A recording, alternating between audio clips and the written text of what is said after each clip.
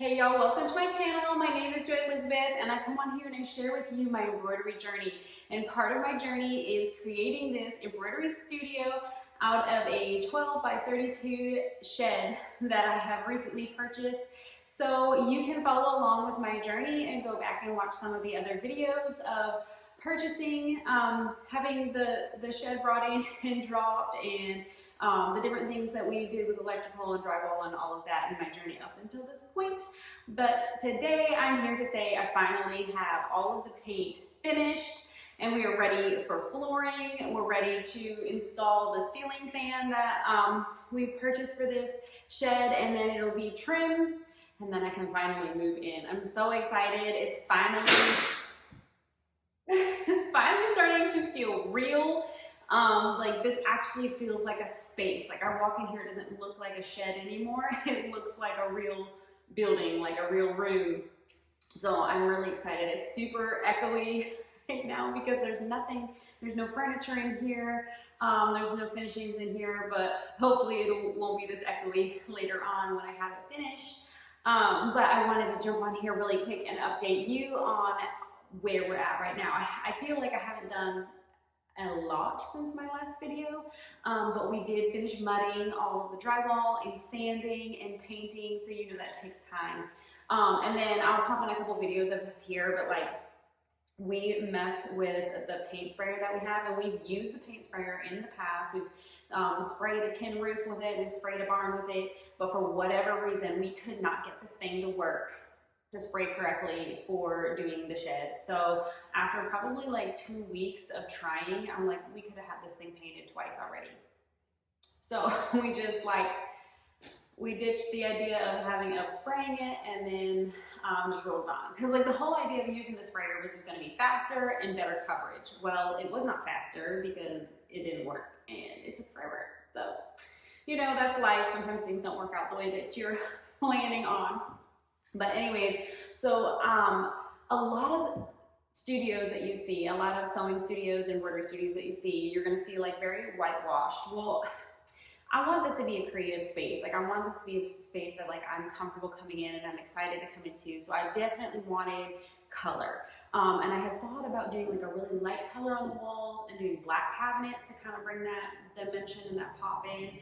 But it being such a small and narrow space, I didn't want to make it feel smaller with black. So I thought for a long, long time, and I played with the idea of a lot of different colors. But then I just kind of kept coming back to, oh, I thought I brought one in, but I didn't. Oh yeah, I did. I kept coming back to my business card color, and I'm not like trying to be like a big brand or anything, but I have kind of adopted to like, okay, this, I finally found like the color that I like for my business card. I've played with a couple different colors. I found the one that I was kind of envisioning since the very beginning and stuck with. And I thought, wow, why don't I paint my room the same color as my business? So like that's my business, this is my signature color, right? So that's what I did. I went on the hunt for, and I don't know where the paint sample was that I actually used, but I'll pop a picture in here. And if you're following along on my Facebook page, you've already had a sneak peek to all of this. You've already seen the color that I picked. You already knew that I was painting. So if you're not following that page, hop on over there. It's JE-Embroidery Crew. So go over to Facebook, find that. I'll put the link in the description below, and you can follow along on that page with me, and you'll see some behind the scenes stuff. You'll see some of the stuff that I'm just working on every day in my daily life, and we can comment back and forth and share our journey together on a more personal level. So be sure to follow that. But I did find this one, which is very close to the color that I did go with. I can't remember exactly what the name is, but like I said, I'll have the picture in here. So it is darker than my color by a few shades, but I think it goes, I mean, if you hold it right next to the wall, honestly, it's pretty much spot on. It's on the card it looked a little darker, but really it's pretty much spot on my business color. So that's exciting to me. And then I'm gonna have white furniture in here. I'm gonna have some white cabinets. I have the IKEA Calyx units that are gonna be in here, and they're white. So, and then I'm gonna warm it up with some wood textures. I'm gonna have, obviously my L-shaped desk that I'm currently using is going to be moving into the space, and that has like a wood tabletop. So I'm gonna have some wood elements too. So I'm very excited. It's getting closer and closer to being able to move in. I can't believe we're already in April. Like, I thought I was gonna be so much further than this, but that's okay. We're getting there, we're making progress. My kids are active in after school activities. So, and then with my husband and I being so involved in our church, like, we just don't have a lot of weekends. We don't have a lot of evenings to work on it. I ended up painting this until like 11 o'clock last night. And I'm gonna end this video with some clips from that, so you'll see all of that too. But you know, I've been trying to work on it when I can. So we're definitely chugging along and we're moving forward, and I'm just excited. I'm so excited about this space. So I just wanted to come on here and update y'all and let you know where we're at.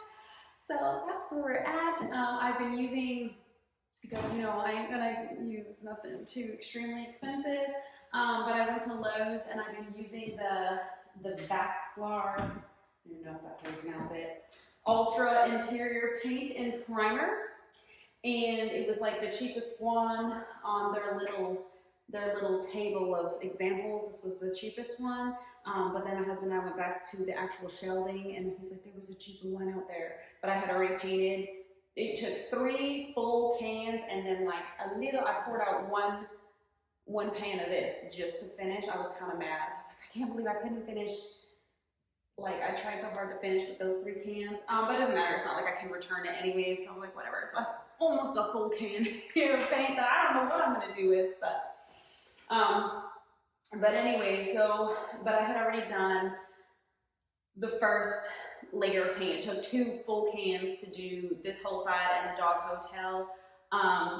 So I'd already done that, and it really did need a second coat. So when I went back to go buy this for the second coat, that's when my husband saw that there was a less expensive one. I was like, well, it's fine. We're just gonna use the same paint because I don't want the finish to be different or anything. So anyways, I think it was like 30 bucks a can. So not bad, but definitely not the cheapest one, but definitely on the lower end. And honestly, I was very surprised with the coverage.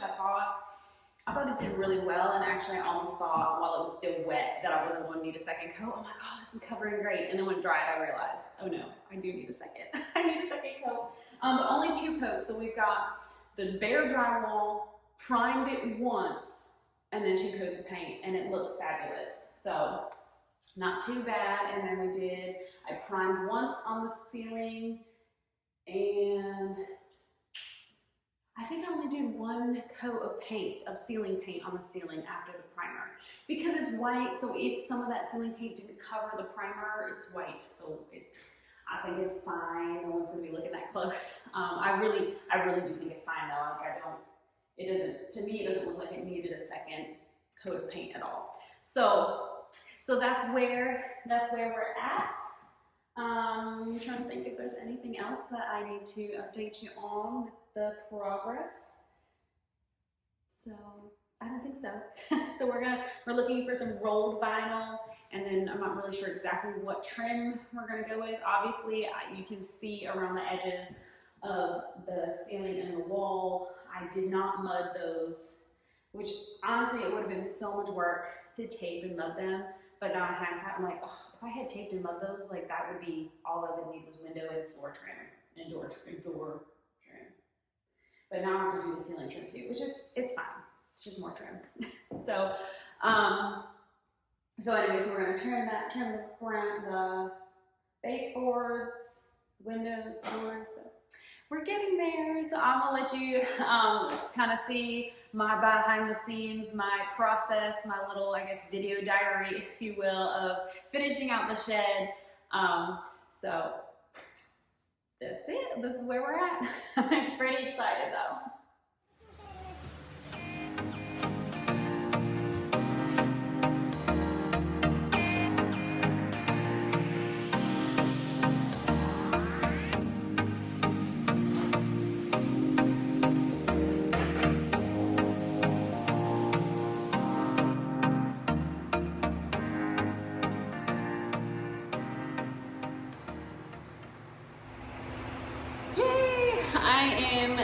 pumping out the last bit of paint. I'm getting ready to paint the last couple walls over on the dog hotel side, and then I will finally be done painting. I can't wait. I can't wait to move on to the next step, the next stage of this shed. But the paint is not quite dry yet. It's gonna be a little bit darker and richer when it dries, but I'm really liking the color, and I think it's gonna look good when I got like all the white furniture that's gonna go in here. So it's late, but I'm gonna plug on through and get this painting done tonight. Yay! I finished painting the dog hotel. I know that a lot of you probably aren't going to care about my life, but some of you who have been following me for a while, and you understand what this room was supposed to be, the dog hotel, about a month ago, while we were still working on this, actually, my husband and I were going to go to Florida to pick up a marketplace doggy door to put in here. And literally the day before, my lab was involved in a hit and run.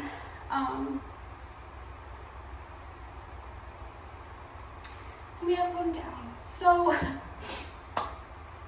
this is still going to be the dog hotel, but it's on pause right now. I'm gonna finish painting it. I finished painting it. I'm gonna put the flooring in and the trim. You know, we're gonna finish the normal finishing things, but as far as putting dog beds in here and the doggy door and all that, it's kind of on a pause right now. I know it's like crazy if you've been with me for a while. I feel like it's deja vu. Didn't I just tell you one of my other dogs died? Yeah.